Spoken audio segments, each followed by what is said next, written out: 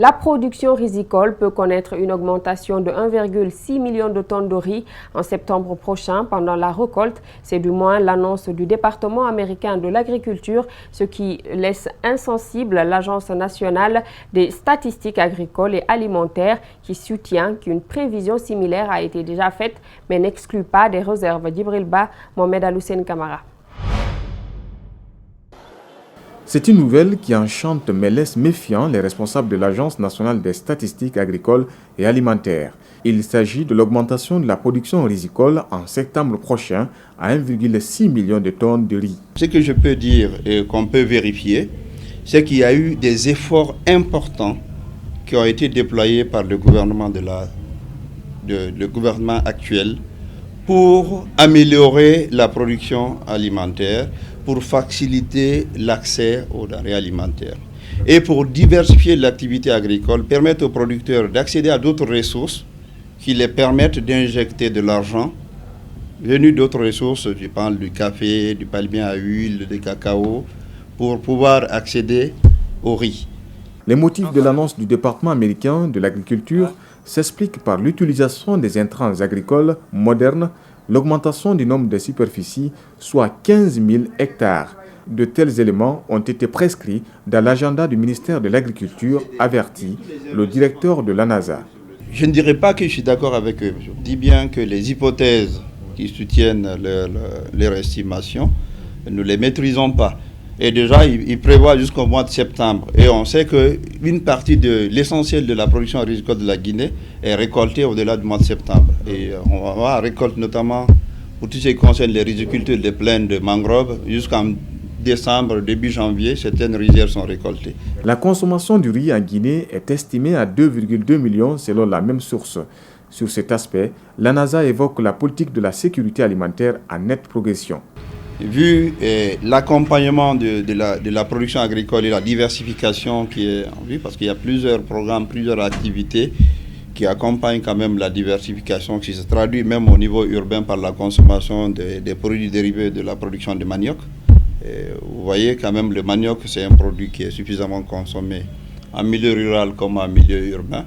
Quelle est la part par exemple de ces substituts du riz, surtout pendant les périodes de soudure? Ça, ce travail, vous avez trouvé en train d'échanger autour de notre programme de travail cette année. Le gouvernement ambitionne de porter la production risicole nationale à 4,6 millions de tonnes de riz d'ici à 2025 dans le cadre du plan national d'investissement agricole et de la sécurité alimentaire et nutritionnelle.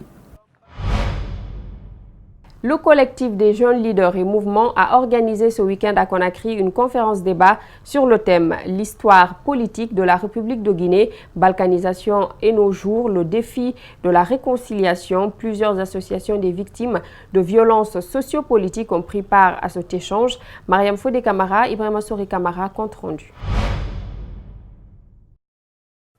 La Guinée n'a jamais connu la guerre, mais selon bon nombre d'observateurs, le peuple guinéen a bien besoin d'être réconcilié. De la Première République à nos jours, l'histoire de la Guinée a été émaillée tout de même par certains faits majeurs qui ont fragilisé le tissu social. Les plus marquants sont les tueries du Kambouaro, les massacres du 28 septembre, entre autres. Faire revenir les victimes et parents des victimes aux meilleurs sentiments pour le vivre ensemble, c'est l'objectif visé par le collectif des jeunes leaders en organisant cette conférence débat. Ce qu'il faut retenir, l'histoire de ce pays est joncée de joie, mais aussi de douleur. Cela est inhérente à toutes les sociétés humaines. Mais il ne faudrait plus qu'elle constitue la source de la destruction de nos acquis, mais qu'elle convie plutôt chacun de nous à prendre de la hauteur, mais aussi de la grandeur sur les blessures des combats politiques pour ne s'attaquer qu'aux valeurs de vivre ensemble.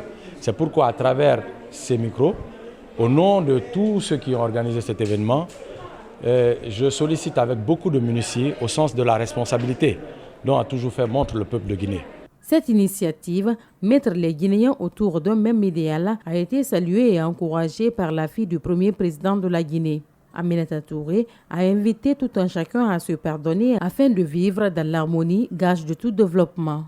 Nous pensons que ces jeunes peuvent réussir là où tout le monde a échoué, c'est-à-dire parler de la réconciliation. Mais bon, moi, la réconciliation, c'est un grand mot, parce que je pense que le peuple de Guinée est réconcilié avec lui-même.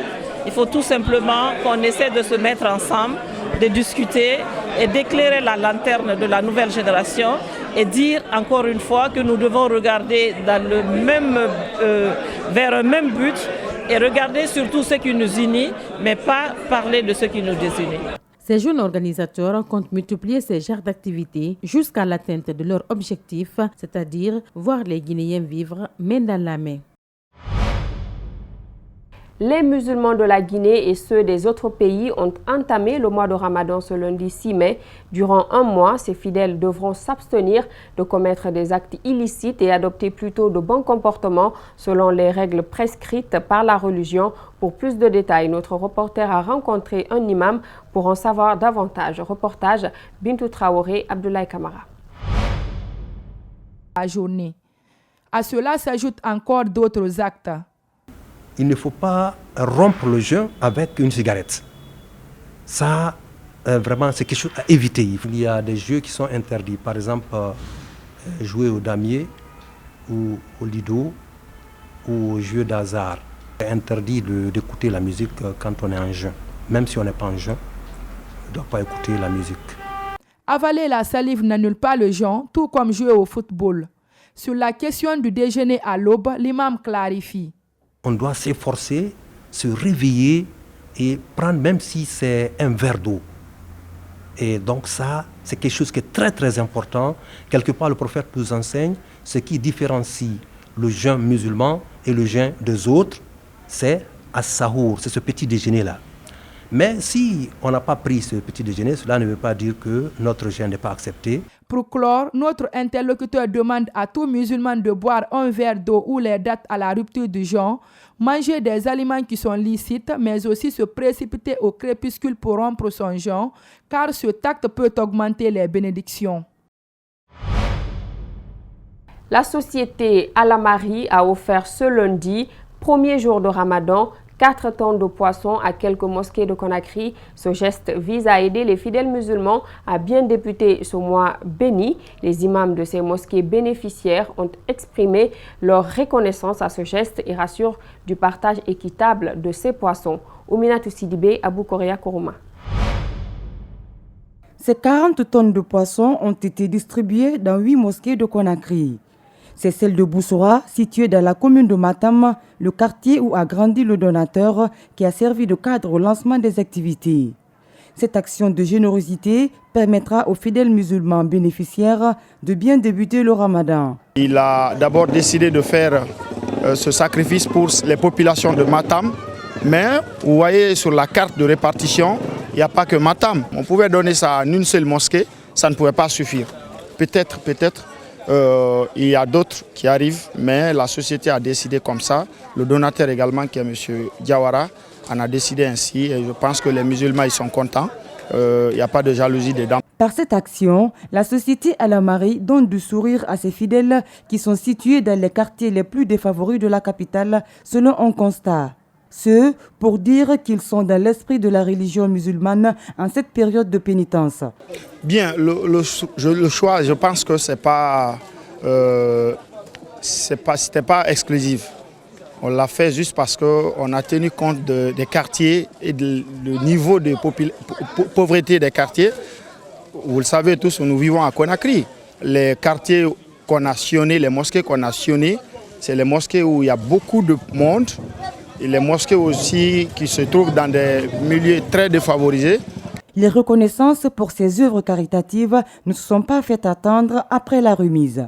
À l'orée du mois de Carême, vraiment, nous sommes très contents.